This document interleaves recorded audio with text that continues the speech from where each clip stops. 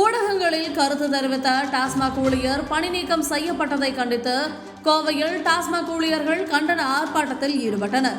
பணி நீக்க உத்தரவை உடனடியாக ரத்து செய்து மீண்டும் பணியில் அமர்த்த வேண்டும் என ஊழியர்கள் வலியுறுத்தினர்.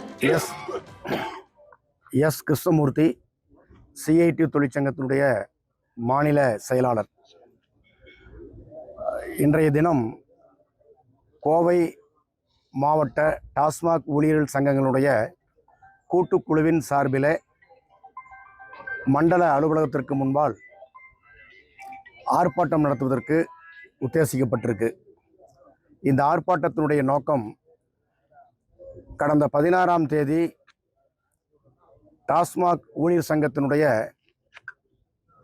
சிஐடி தொழிற்சங்கத்தின் மாநில துணை பொதுச் செயலாளர் தோழர் ஜான் அந்தோணிராஜ் அவர்களை இந்த நிர்வாகம் சஸ்பெண்ட் செய்யப்பட்டிருக்கார்.